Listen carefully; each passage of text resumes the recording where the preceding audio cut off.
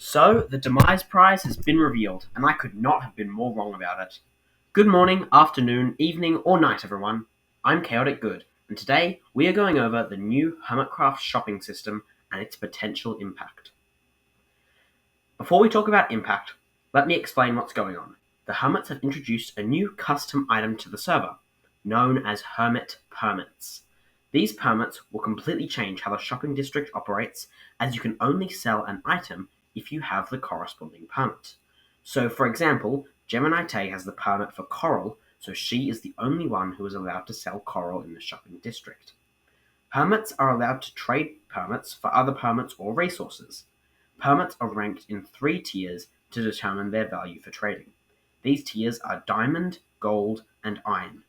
Just to note, the value of a permit is completely subjective, as most hermits have personal preferences for what they want to sell.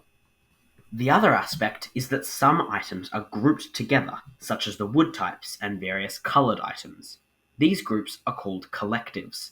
These collectives must be sold in the same shop. However, this does not mean that they are owned as one. Individual items can be owned by individual people.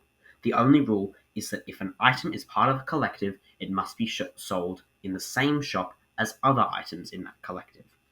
Also, some permits are for multiple items, such as iron and gold. This is unrelated to collectives. Another important clarification is that just because a hermit does not have a permit for an item does not mean that they cannot build a farm for that item. A permit only dictates who can sell an item in a shop. Now, I realize I haven't actually spoken about the Demise Prize yet, so I'll do that now. In case you weren't aware, False is the winner of Demise. False, for coming in first, gets a very special Joker permit. She can, at any time, cash this permit in for any permit of any item of any value. She could be very mean about this and wait until someone has built up a farm and shop for an item, then take that permit and make her own. At this point, everyone was given 3 Iron tier permits, 2 Gold tier, and 1 Diamond. However, most people have made trades since then. For an updated list of who has what permit, I linked a website in a recent community post. All of this does raise some questions that the hermits still need to answer. First, what would happen if a person built a shop for, say, leather, and then sold the leather permit? Would the shop become part of that transaction, or would it have to be taken down? Another question relates directly to the Joker permit.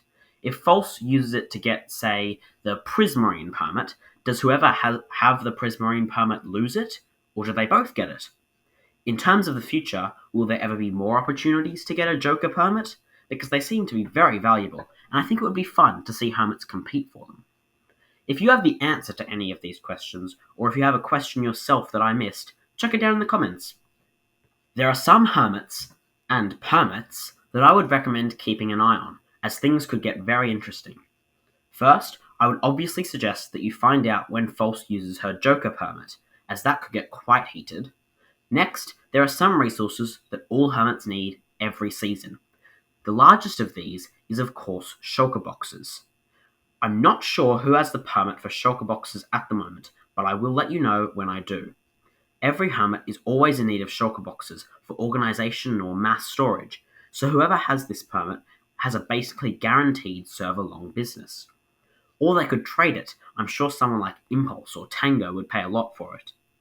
The other permits that I would recommend keeping track of are any collectives, predominantly wood and concrete.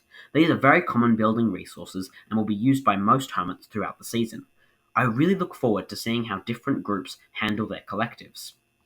We have already seen people like Doc M try to monopolize certain collectives. He is trying to monopolize wood, for example. So I feel like that could get very interesting.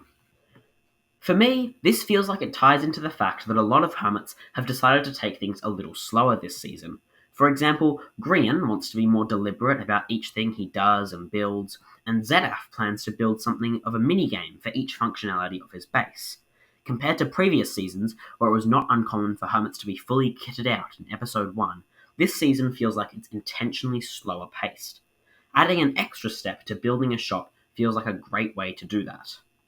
That's all from me today, but as always, I want to hear your opinions. So go down to the comments, ask a question, Let me know your thoughts and ideas about this, or even just say hi. I love hearing from all of you, and I will reply to every single comment. Thanks again for watching. Make sure to subscribe, and I'll see you soon. Goodbye.